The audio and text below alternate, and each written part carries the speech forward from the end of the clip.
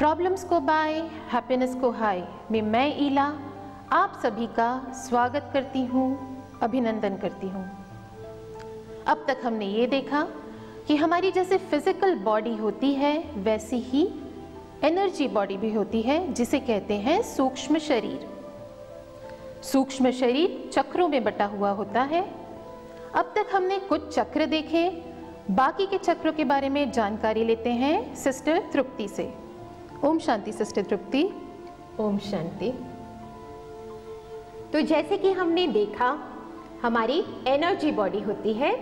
इस energy body में energy centres होते हैं और इस एनर्जी बॉडी को यंत्रों की सहायता से देखा जा सकता है।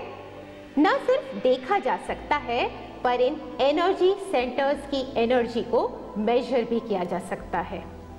इन एनर्जी सेंटर्स में या फिर इन चक्रों में कितनी एनर्जी है यह भी बताया जा सकता है और उस हिसाब से प्रिस्क्रिप्शन माना एनर्जी को भरना, पावर को भरना इन एनर्जी सेंटर्स में, यह कार्य भी किया जा सकता है। तो अब तक हमने बात की कुछ चक्रों के बारे में। हमने देखा मूलाधार चक्र जो पावर से रिलेटेड है और जो बोन्स और मसल्स से रिलेटेड है। फिर हमने देखा स्वाधिष्ठान चक्र। यह चक्र प्यूरिटी से रिलेटेड है और जब इस चक्र में प्यूरिटी की एनर्जी होती है तब किडनीज, सर्कुलेटरी सिस्टम यह स्ट्रांग होता है और किडनी से रिलेटेड बीमारियां दूर होती हैं। फिर हमने देखा नेवल चक्र। नेवल चक्र माना खुशी से रिलेटेड चक्र, पेट से रिलेटेड चक्र। जब हम खुश होते हैं इस चक्र में खुशी की, हैप्पीनेस की एनर्जी भरपूर होती है, तब पेट से संबंधित बीमारियां, डाइजेस्टिव सिस्टम से संबंधित बीमारियां दूर हो जाती हैं। और फिर हमने देखा हार्ट चक्र के बारे में। यह हार्ट चक्र माना दिल से संबंधित, लव से संबंधित।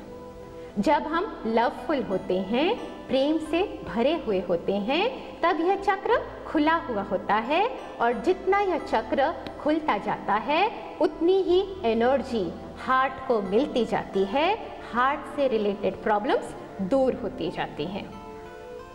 तो अब चक्रों का यह सिलसिला आगे बढ़ाते हुए मैस्लोज लॉ ऑफ नीड्स, ये हम सब ने पढ़ा हुआ है।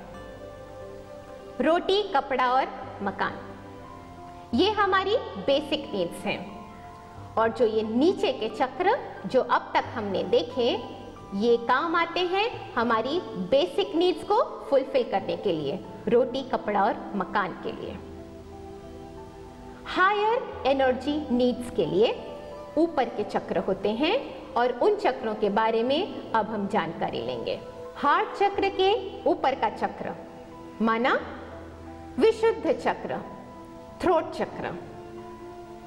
यह चक्र संबंधित है आकाश तत्व से। और जब हम आकाश की बात करते हैं तो हमें क्या याद आता है? नीला रंग। और आकाश क्या करता है? यह बाहर की प्रकृति को अंदर की प्रकृति के साथ इंटीग्रेट करता है। और जब हम इंटीग्रेशन की बात करते हैं तो कौन सा ऑर्गन हमारे मन में आता है? Lungs, respiratory system. यह क्या करता है? बाहर के हवा को श्वास के रूप में हमारे शरीर में प्राण वायु पहुंचाकर इंटीग्रेट करता है एक्सटर्नल एनवायरनमेंट को इंटरनल एनवायरनमेंट के साथ। तो अभी हम बात कर रहे हैं रेस्पिरेटरी ऑर्गन की, लंग्स की और एंडोक्राइन ग्लैंड्स की। एंडोक्राइन ग्लैंड्स भी क्या करती हैं? बाहर के इनपुट को जो हम हाथ से, आंख से, कान से, नाक से जो इनपुट्स देते हैं इस शरीर को, वो इनपुट्स पहुंचते हैं ब्रेन में और ब्रेन के ठीक नीचे होती है एंडोक्राइन ग्लैंड। और ब्रेन जो प्रोसेस करके आउटपुट देता है, एक्शन देता है बॉडी ऑर्गन्स को, उस समय क्या होता है? एंडोक्राइन ग्लैंड्स हार्मोन सिक्रीट करती हैं और बॉडी को कंट्रोल करती हैं। तो इस प्रकार ये ग्लैंड भी क्या करती है, बाहर की प्रकृति को अंदर की प्रकृति से जोड़ती है। तो इंटीग्रेशन का काम, जोड़ का काम, योग का काम, यह हो नहीं सकता बिना शांति के। इस इंटीग्रेशन के लिए चाहिए शांति, माना पीस, प्योर पीस। और यह पीस एक गुण है और इस गुण से, पीस की शक्ति से, शांति की शक्ति से यह चक्र खोला जा सकता है। अगर यह चक्र बंद है, माना शांति की शक्ति की कमी है। और इस चक्र के बंद होने से रेस्पिरेशन से रिलेटेड प्रॉब्लम्स, अस्थमा और ENT, ईयर, नोज और थ्रोट से रिलेटेड प्रॉब्लम्स होने लगती हैं। अगर ऐसी प्रॉब्लम्स नजर आए तो तुरंत क्या करें, अपने आप को शांति की किरणों से, नीले रंग की शांति की किरणों से भर लें। स्पेशली रेस्पिरेटरी सिस्टम को इस शक्ति से भर लें। और जब नियमित अभ्यास करते जाएंगे, सुबह शाम हम स्पिरिचुअल एनर्जी पहले अपने आप में और फिर बॉडी ऑर्गन्स में लेते जाएंगे, तो धीरे धीरे हमारे बॉडी ऑर्गन्स भी स्ट्रांग होते जाएंगे। तो सिस्टर तृप्ति, इसका अर्थ है जब हम अशांत होते हैं तो हमें रेस्पिरेशन से रिलेटेड प्रॉब्लम्स होने लगती हैं। हम किसी सिचुएशन को देखें जहां हम अशांत हो जाएं किसी कारण से, किसी तनाव से, किसी टेंशन से, किसी स्ट्रेस से या किसी की चिंता से। जब हम अशांत हो जाते हैं तो अचानक क्या हो जाता है, सांसें हम गहरी गहरी लेने लगते हैं। सांस, इसकी स्पीड, इसकी फ्रीक्वेंसी बढ़ने लगती है और बढ़ी हुई सांस की फ्रीक्वेंसी से हमें अब पता चल जाता है कि रेस्पिरेटरी ट्रैक पर हम ज़्यादा जोर दे रहे हैं, लोड दे रहे हैं। जो सांस की रेट पहले नॉर्मली थी, उससे ज़्यादा रेट हो गई है मेरे रेस्पिरेशन की, और इसलिए रेस्पिरेटरी ट्रैक पर जोर पड़ता है। कभी कभी अशांत हो तो इतना जोर नहीं पड़ता, इतना डैमेज नहीं होता, पर नॉर्मली जब हम टेंशन का सेवन करने लगते हैं, नॉर्मली जब हम दुखों का सेवन करने लगते हैं और जब हमारे सांस की रफ्तार नॉर्मली बढ़ने लगती है, तब इस रेस्पिरेटरी ट्रैक पर ज़्यादा प्रेशर पड़ने के कारण रोग जैसे कि अस्थमा और दूसरे रिलेटेड रोग ये हमें नजर आने लगते हैं। तो अब हम बात कर रहे थे विशुद्धि चक्र की, और इसके बाद हम बात करेंगे आज्ञा चक्र की, जिसे थर्ड आई चक्र भी कहते हैं। जब हम थर्ड आई के बारे में बात करते हैं तो हमारे मन में क्या आता है? थर्ड आई माना नॉलेज, थर्ड आई माना ट्रुथ, अवेयरनेस। तो जब हम ट्रुथ की स्टेज में रहते हैं, जब हम नॉलेज, ज्ञान से भरपूर होते हैं, जब हम अवेयर होते हैं अपने बारे में और अपने सराउंडिंग्स के बारे में, तो उस अवेयरनेस की स्टेज में क्या होता है, हमारा थर्ड आई चक्र खुला हुआ रहता है। और ये थर्ड आई चक्र जब खुला हुआ होता है तो हमारे थर्ड आई से रिलेटेड ऑर्गन्स, माना मस्तिष्क, ब्रेन, यह भी सुचारू रूप से काम करता है। इंटेलेक्ट, यह भी स्ट्रॉन्ग हो जाता है, बुद्धि भी तीव्र हो जाती है, दिव्य हो जाती है।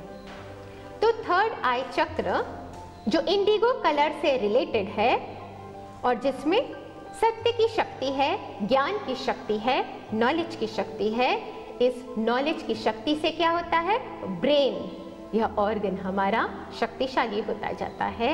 और अगर ब्रेन से रिलेटेड डिजीजेस हो, जैसे कि memory loss, insomnia, hypertension, paralysis और दूसरी बीमारियां, जब ऐसी बीमारियां हमारे अंदर घर कर जाएं, तो हमें क्या समझना चाहिए?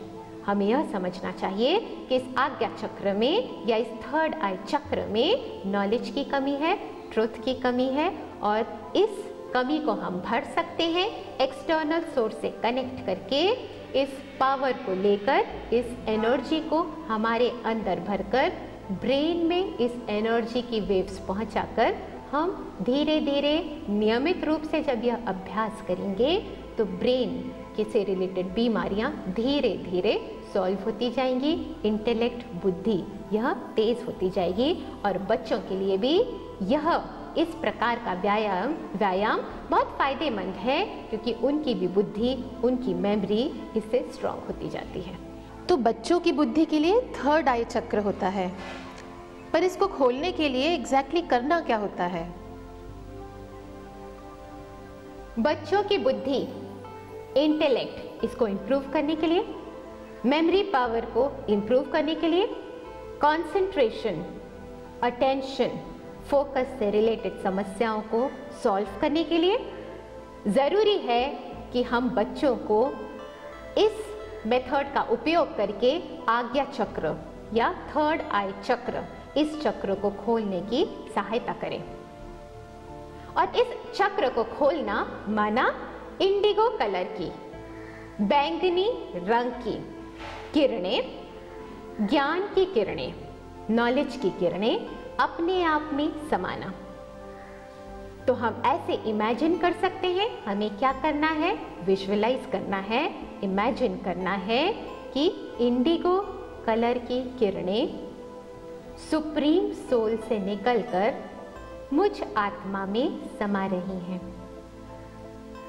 मैं आत्मा भ्रुकुटी के मध्य एक पॉइंट ऑफ लाइट हूं। मैं आत्मा इंडिगो कलर से, ज्ञान से, नॉलेज से भरती जा रही हूं। मुझसे निकलती ज्ञान की किरणें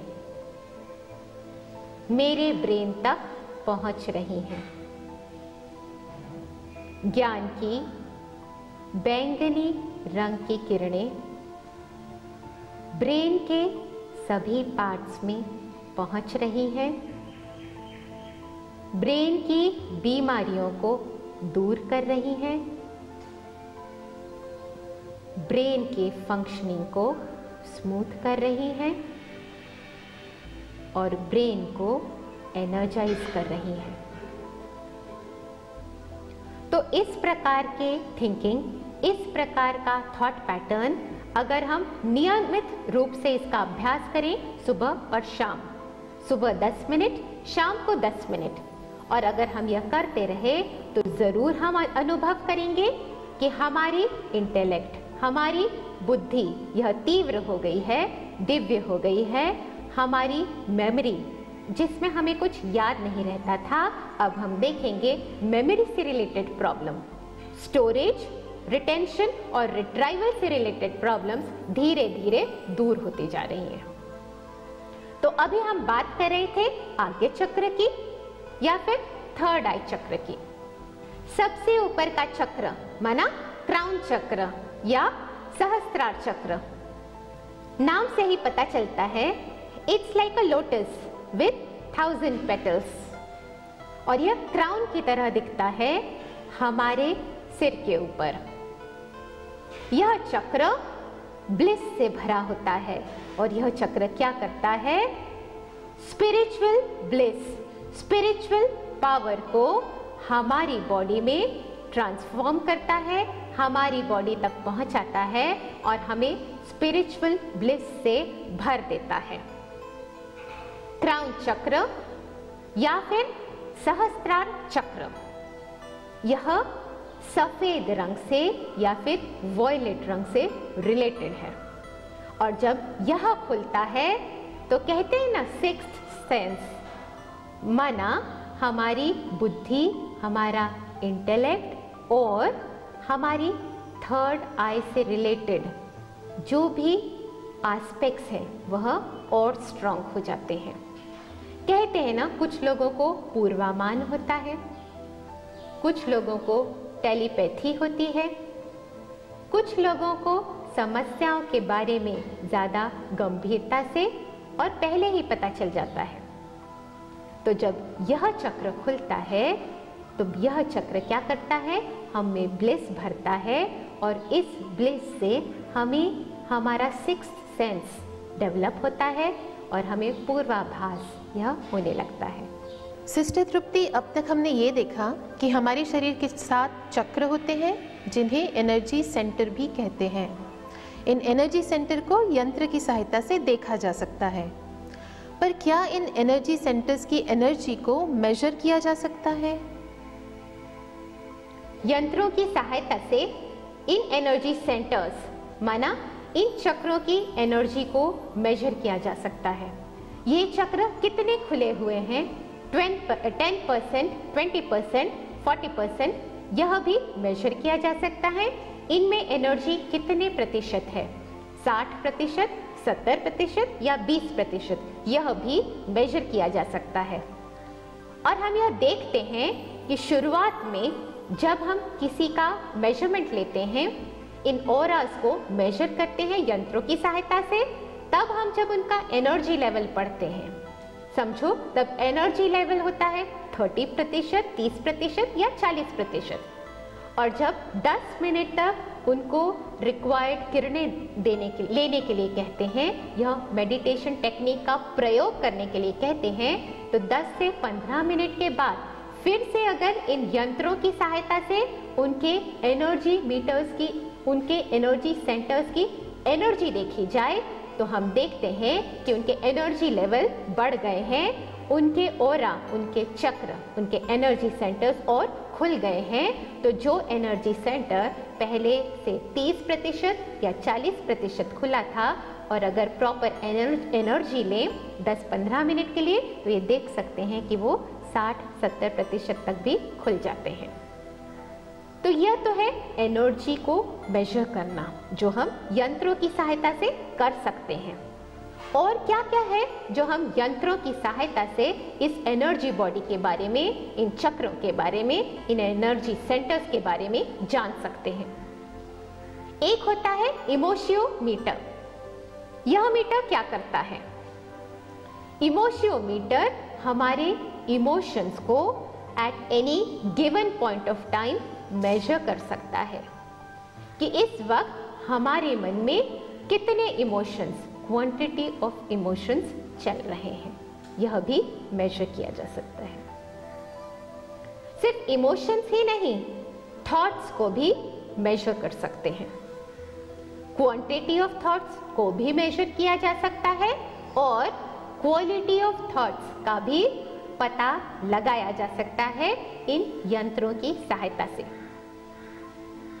हमें यह पता चल सकता है कि eight any given point of time quantity of thoughts कितने हैं, बहुत ज्यादा हैं या बहुत कम हैं जो हमारे मन में फ्लो कर रहे हैं।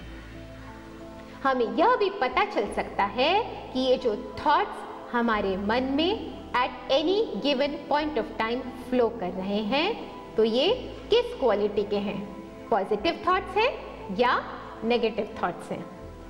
तो इस प्रकार यंत्रों की सहायता से हम अपने एनर्जी बॉडी को, हम अपने स्पिरिचुअल लेवल को, अपने सोल एनर्जी को तरह तरह के यंत्रों की सहायता से मेजर कर सकते हैं। और मेजर करने के बाद मेडिटेशन टेक्निक अगर हम इम्प्लीमेंट करें तो धीरे धीरे जो हमें रिजल्ट्स दिखते हैं वो रिजल्ट शो करते हैं कि हम अपनी स्पिरिचुअल एनर्जी लेवल्स को धीरे धीरे बढ़ा रहे हैं, इन चक्रों की एनर्जी को धीरे धीरे बढ़ा रहे हैं। और over a period of time ऐसा दिखने लगता है कि हमारी फिजिकल बॉडी भी हील हो रही है, ऑर्गन्स धीरे धीरे हील हो रहे हैं। पर जैसे कि हमने जाना, हम बात कर रहे हैं 3D हेल्थ केयर की, और अभी जो हम बात कर रहे हैं ये सिर्फ सोल की, स्पिरिचुअल एनर्जी की, स्पिरिचुअल पावर की। बाकी जो 2 डायमेंशंस हैं, mind and body, spiritual dimension के साथ साथ जरूरी है हम माइंड का भी ख्याल रखें, मन में नेगेटिव थॉट्स न आने दें। अवेयरनेस आते ही कि मन में नेगेटिव थॉट्स चल रहे हैं, हमें क्या करना है? Stop, check and change, negative thoughts को पॉजिटिव थॉट्स में कन्वर्ट करना है। अपने माइंड माना मन की देखभाल करनी है। माइंड फैक्टर के साथ साथ बॉडी फैक्टर की भी हमें देखभाल करनी है। रेगुलर एक्सरसाइजेस, बैलेंस डाइट, शुद्ध सात्विक आहार और regular physical checkup, medical practitioner के साथ रेगुलर चेकअप, और प्रॉब्लम दिखते ही मेडिकल प्रैक्टिशनर जो प्रिस्क्रिप्शन लिखते हैं उस प्रिस्क्रिप्शन के आधार पर मेडिकेशन लेना। तो जब हम 3 डायमेंशनल हेल्थ केयर करेंगे तब हम ये देखेंगे हमारा माइंड भी हेल्दी है, बॉडी भी हेल्दी है, और सोल माना हमारी स्पिरिट भी हेल्दी है। सिस्टर तृप्ति ने आज हमें ये जानकारी दी कि जैसे हमारी फिजिकल बॉडी होती है वैसे ही एक एनर्जी बॉडी भी होती है जिसे हम कहते हैं सूक्ष्म शरीर। सूक्ष्म शरीर चक्रों में बटा हुआ होता है। हम उम्मीद करते हैं कि अगर आपको कोई बीमारी हो तो आप अपने इन रिलेटेड चक्र को खोलने की कोशिश करेंगे और सदैव तंदुरुस्त रहेंगे। इस विशेष जानकारी के लिए मैं सिस्टर तृप्ति का धन्यवाद करना चाहती हूँ। थैंक यू सिस्टर तृप्ति। अगर आपके कोई प्रश्न हो, सुझाव हो या कोई व्यक्तिगत समस्या हो तो हमें लिखना ना भूलें। अब तक के लिए अलविदा, कल फिर मिलेंगे। ओम शांति। ओम शांति। शिव बाबा की आनंद की किरणों को मन पर केंद्रित होते देख रही हूँ। इससे पीनियल ग्रंथि एवं भावनात्मक देह पर गहरा प्रभाव पड़ रहा है और मेरे मन में आनंद का संचार हो रहा है।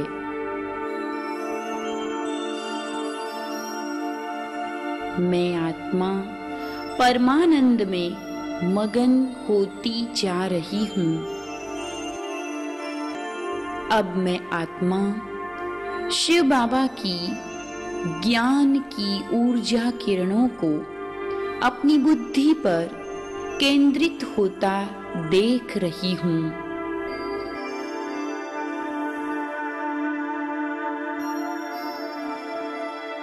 ज्ञान की इन किरणों से बुद्धि दिव्य बनती जा रही है, जिससे आत्मा, परमात्मा व सृष्टि चक्र का ज्ञान स्पष्ट होता जा रहा है।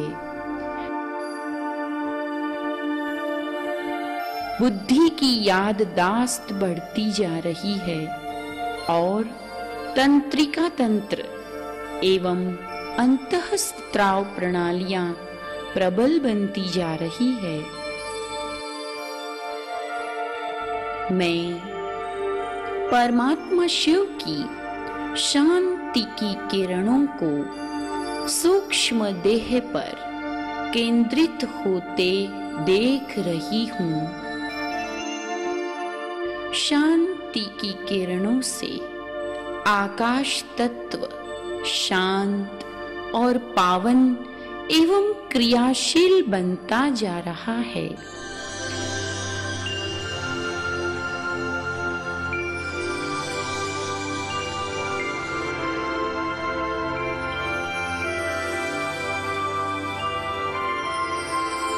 श्वसन प्रणाली की नलियां खुल रही है।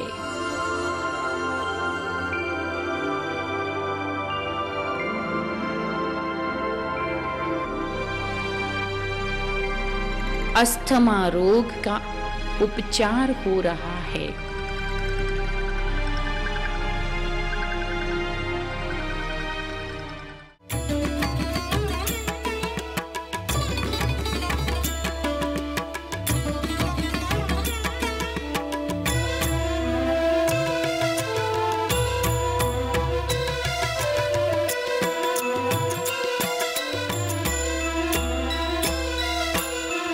अनादि है, शिव अनंत है, जीवन मधुबन शिव बसंत है। मधुबन का स्वयं श्रृंगार करता, मधुबन का स्वयं श्रृंगार करता। हर कली हर फूल से वो प्यार करता, हर कली हर फूल से वो प्यार करता। शिव अनादि है, शिव अनंत है, जीवन मधुबन शिव वसंत है।